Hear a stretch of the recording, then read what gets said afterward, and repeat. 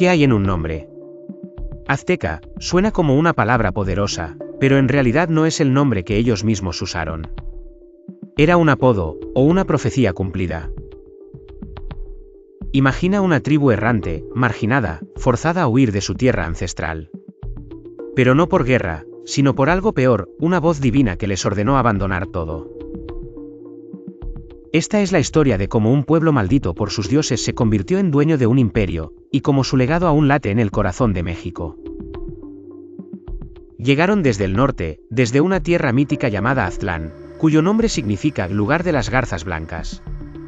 Una tierra que nadie ha encontrado jamás. Algunos creen que era real, otros que simbolizaba el paraíso perdido. Pero lo que sí sabemos es que, según su dios Huitzilopochtli, debían marchar hasta encontrar un lugar donde un águila devoraba una serpiente sobre un nopal.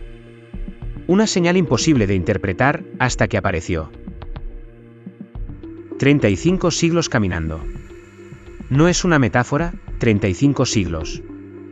Generaciones enteras naciendo y muriendo sin conocer otra cosa que el camino. Y cuando al fin llegaron al Valle de México, no encontraron un paraíso, sino un infierno, lagos salinos, pantanos infestados de serpientes y tribus hostiles. ¿Por qué no se quedaron en otro lugar? Porque la profecía no mencionaba un lugar fácil, solo el destino. Sin embargo, algo más los definía, una resiliencia feroz. Estos migrantes no tenían riquezas, ni tierras para cultivar, ni tan siquiera el conocimiento avanzado de otras culturas mesoamericanas. Pero poseían una voluntad indomable y una capacidad para adaptarse que les permitiría no solo sobrevivir, sino prosperar. Pero aquí viene lo inquietante, no eran los únicos buscando asentarse. El valle ya estaba ocupado por ciudades-estado poderosas, como Texcoco y Tlacopan. Los aztecas no eran guerreros legendarios ni arquitectos prodigiosos, eran mercenarios. Sí, tú lo leíste bien. Vendían sus espadas a cambio de comida, de tierra, de cualquier migaja que les permitiera sobrevivir. Hasta que decidieron cambiar de estrategia. En el año 1325, fundaron Tenochtitlán, sobre una islita en medio del lago Texcoco. Un lugar que nadie quería. Pantanoso, salobre, vulnerable. Pero ellos no buscaban seguridad, buscaban cumplir la profecía. Y así, con piedras traídas de otras tierras, levantaron la primera piedra de un imperio. A través de una serie de alianzas y conflictos con sus vecinos, los aztecas lograron consolidar su poder. Con el tiempo, desarrollaron una estructura social compleja, un sistema de impuestos y tributos, y un ejército disciplinado. La ciudad de Tenochtitlán se convirtió en un centro de comercio, cultura y política. Su mercado principal, Tlatelolco, era famoso por su variedad de productos y por atraer comerciantes de todo el continente. Pero detente un segundo. ¿Por qué esta historia te suena familiar? Porque es el arquetipo de toda caída y ascenso. El exilio, la búsqueda, la humillación y luego el triunfo. Los aztecas no solo construyeron una ciudad, construyeron un mito. Un mito que hoy respira en cada rincón de México. Pero ¿cómo transformaron esa islita en una metrópolis que desafiaría al mundo? Para eso, necesitas ver lo que hicieron con sus manos, y con su mente. ¿Alguna vez has caminado por una ciudad que parece imposible? Imagina construir un imperio en medio de un lago salino, sin maquinaria, sin electricidad, sin nada más que fuerza de voluntad y una visión. Ahora imagina que esa ciudad no solo sobreviva, sino que se convierta en el centro del mundo conocido. Bienvenido a Tenochtitlán, la Venecia del Nuevo Mundo, pero con templos de piedra, canales de agua dulce y un mercado tan grande que dejó boquiabiertos a los conquistadores. Cuando los aztecas eligieron ese islote en el lago Texcoco, no sabían que estaban inventando una nueva forma de vivir. Pero la necesidad es la madre de la innovación. ¿Tierra firme? No existía. ¿Agua potable? Salobre y pestilente. ¿Alimentos? El lago no daba suficiente. Así que hicieron lo impensable, crearon tierra. Sí, tú lo leíste bien. Con ramas, lodo y piedras, construyeron chinampas, islas artificiales. Cultivaban maíz, tomates, flores, y alimentaban a una ciudad de 200.000 habitantes. Pero Tenochtitlán no era solo autosuficiente, era asombrosamente organizada. Sus calles eran canales, y sus canales eran carreteras. Las canoas cargadas de cacao, algodón y obsidiana navegaban como hormigas. Los mercados, como el de Tlatelolco, eran el corazón económico del imperio. Aquí se comerciaba de todo, desde esclavos hasta hierbas medicinales, desde joyas de turquesa hasta perros para comer. Y sí, los perros eran comida, no mascotas. La ciudad estaba dividida en 4 grandes barrios. Cada barrio tenía su propia identidad, templos y líderes. Pero el núcleo era el templo mayor, un monolito de piedra que dominaba el horizonte. 2 pirámides gemelas coronadas por templos dedicados a Huitzilopochtli, el dios de la guerra, y Tlaloc, el dios de la lluvia. Cada escalón contaba una historia. Era el lugar donde el cielo y la tierra se unían, y donde los corazones de los sacrificados ascendían a los dioses. Pero lo más alucinante era cómo resolvieron los problemas básicos que hoy damos por sentado. ¿Agua potable? Construyeron acueductos de madera que llevaban agua dulce desde Chapultepec. ¿Transporte?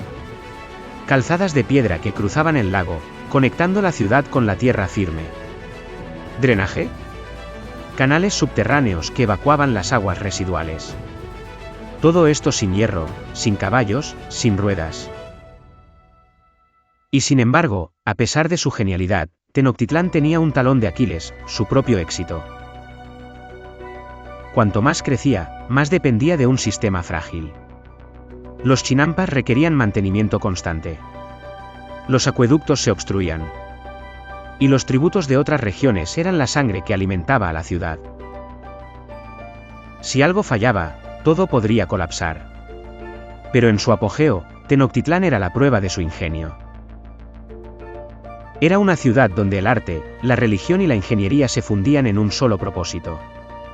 Una civilización que, contra todo pronóstico, transformó un pantano en un imperio. ¿Quieres saber cómo gobernaron un territorio tan vasto? ¿Cómo lograron que reyes y generales se doblegaran ante su poder? Para entender eso, debes adentrarte en el corazón de su política, y en los secretos que mantuvieron unido al imperio. Imagina un imperio que se extendía desde el Golfo de México hasta el Pacífico, abarcando más de 200,000 kilómetros cuadrados. Un territorio con montañas, selvas, desiertos y decenas de culturas diferentes. ¿Cómo controlar a 15 millones de personas sin internet, sin ferrocarriles, sin ejércitos profesionales?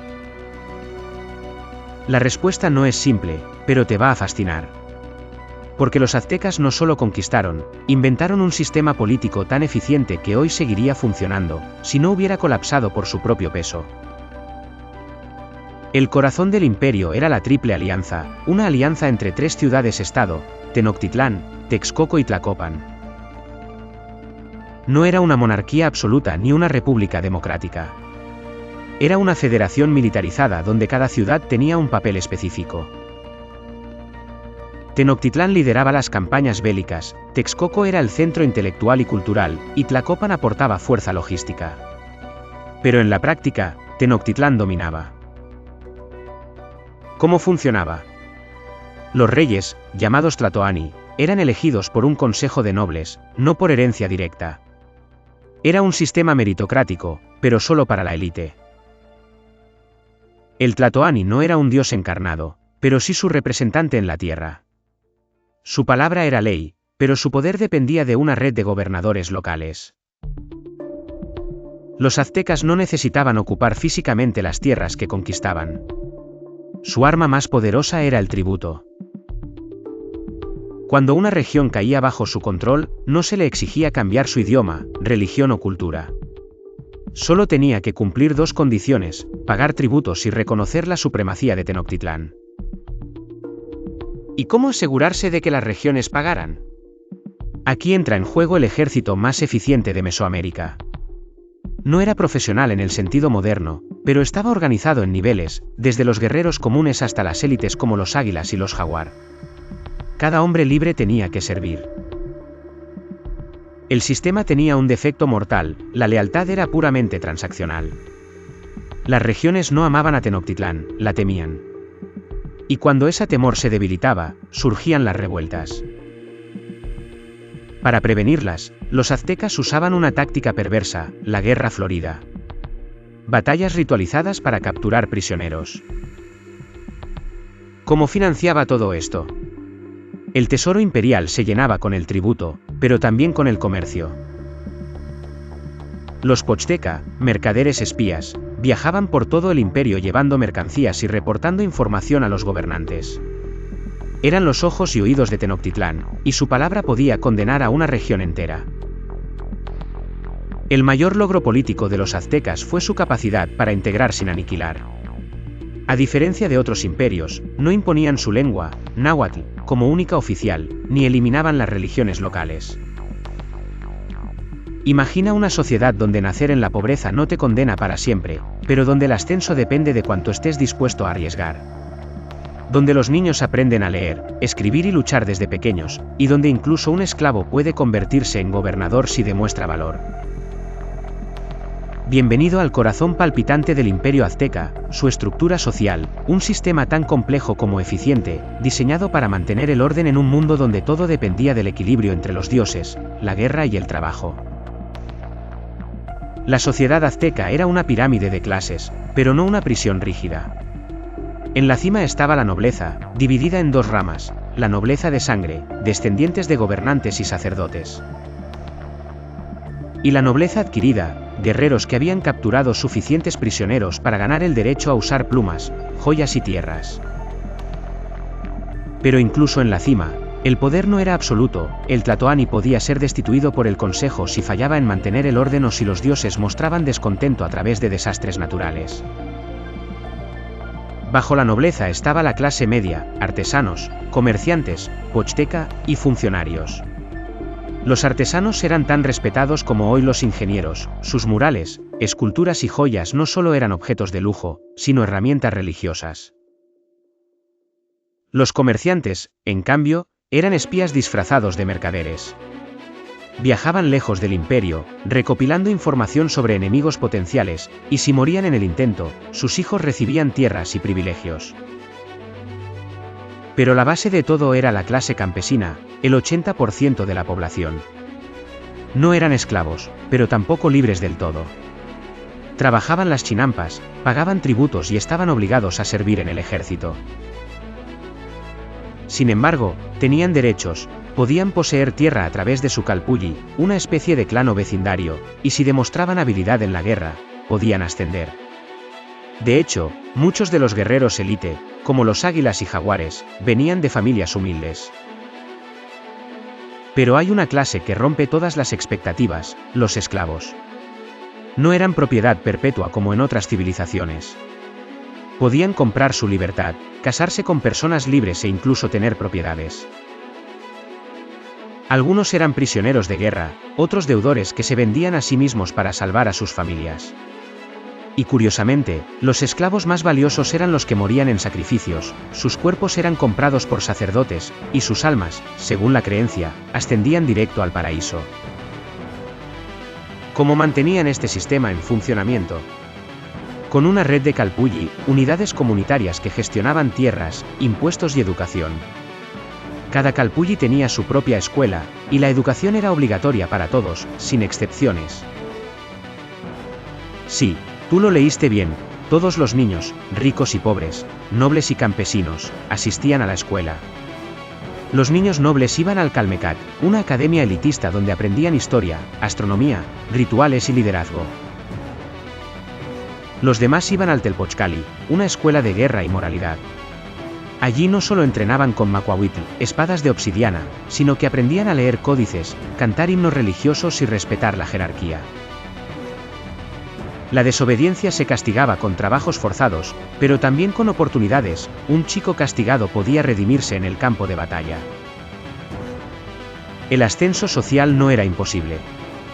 Un campesino podía convertirse en noble si capturaba 3 prisioneros en combate. Un esclavo podía liberarse si pagaba su deuda o si demostraba valentía. Incluso los extranjeros podían integrarse. En el Imperio Azteca, la religión no era solo fe, era tecnología, política y terror. Era el motor que impulsaba la guerra, la agricultura y hasta la muerte. Porque para los aztecas, nada existía sin sacrificio. Ni siquiera los dioses.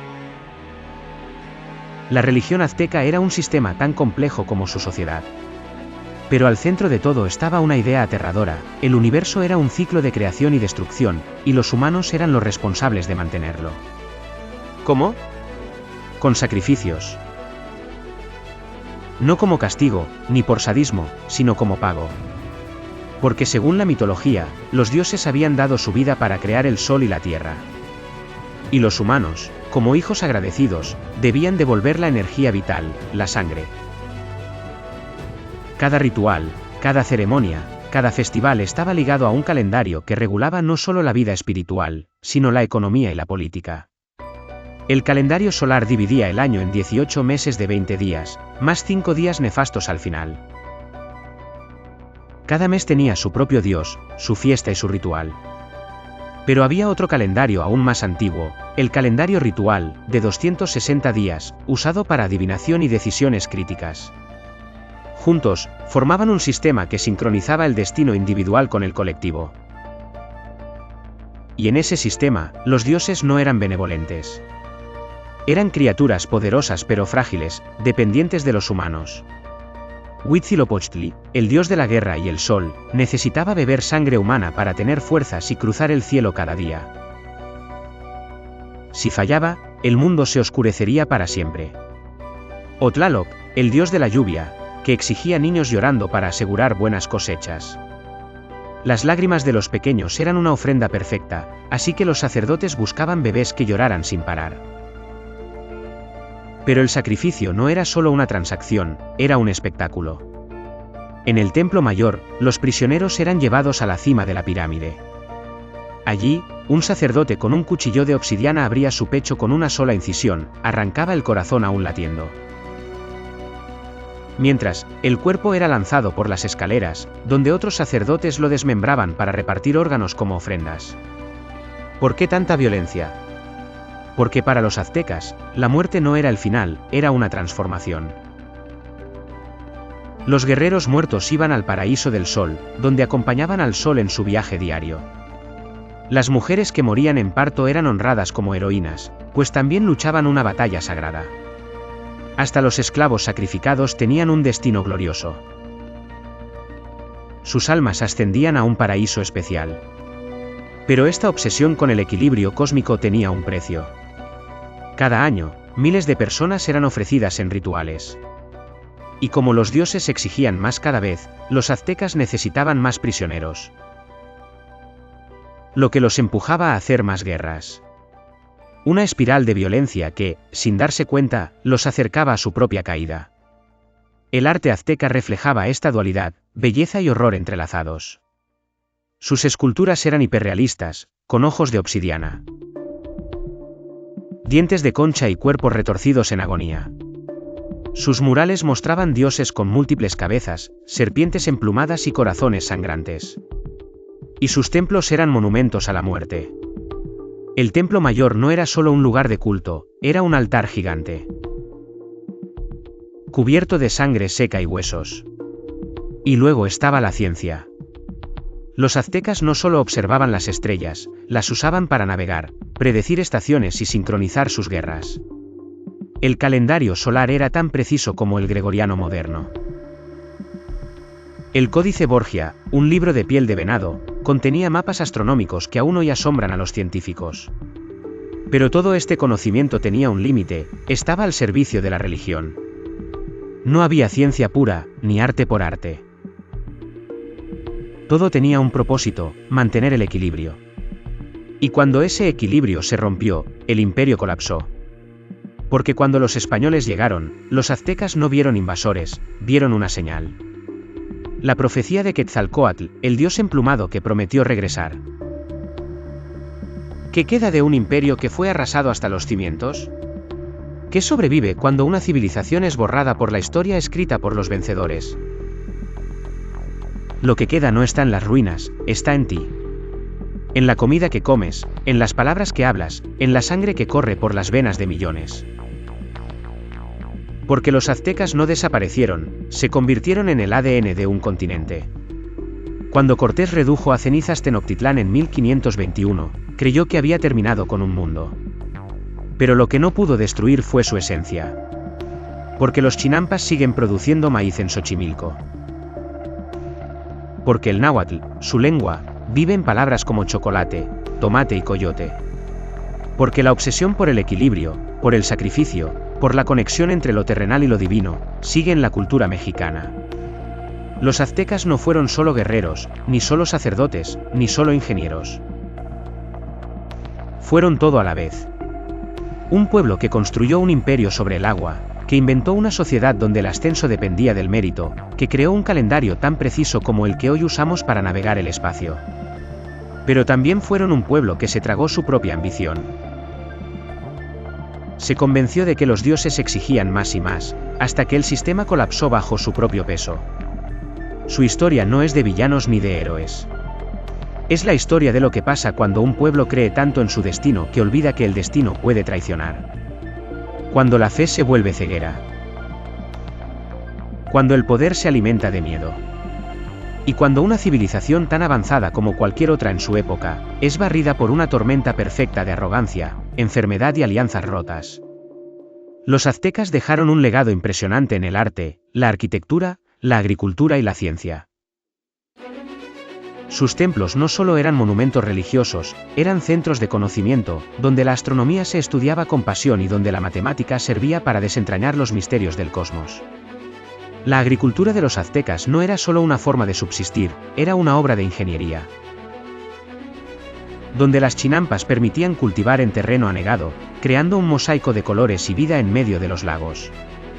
Su arte reflejaba su visión del mundo, una fusión de lo sagrado y lo terrenal, donde los dioses no solo eran adorados sino representados en forma humana, accesibles y presentes. Cada pieza de cerámica, cada escultura de piedra, era una historia contada, un fragmento del universo descifrado. Pero si algo nos enseñan los aztecas es que nada es eterno, excepto la memoria. Porque aunque sus templos fueron derribados, sus dioses olvidados y su lengua marginada, su espíritu sigue ahí. En cada niño que aprende en una escuela obligatoria.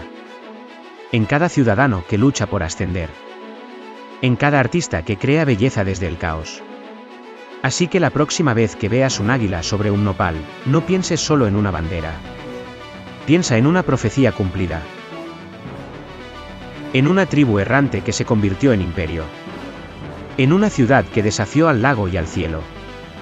En un sistema político que casi funcionó. Y en un mito que, aunque fue escrito con sangre, nunca dejó de respirar. La historia de los aztecas es también una historia de resiliencia. De cómo un pueblo puede transformar la adversidad en fuerza. Hoy, su influencia perdura en formas inesperadas, en la música que toca el corazón, en la poesía que eleva el espíritu, en la danza que cuenta historias a través del movimiento. Cada tradición preservada por generaciones es un testimonio de su resistencia, una prueba de que aunque cambien las formas, el corazón sigue latiendo con el mismo poder. Porque los aztecas no murieron. Solo cambiaron de forma.